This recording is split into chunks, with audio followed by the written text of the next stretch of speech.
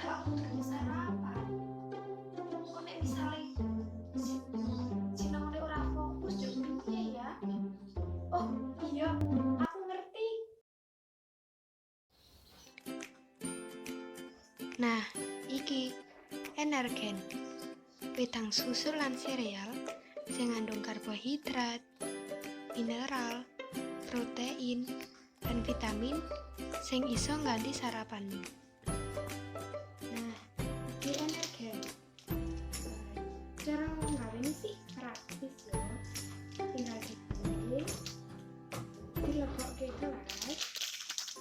Yuk ditambahi banyu hangat.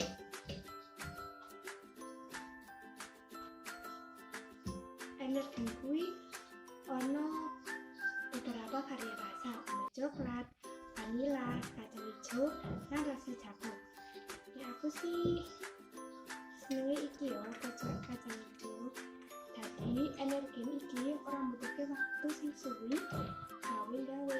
Jadi misalnya dewe kayak terburu-buru, nah itu perlu sarapan, bisa sarapan dulu energen. Dewe saiki aja ngasih lali sarapan, ganti sarapanmu nggawa energen.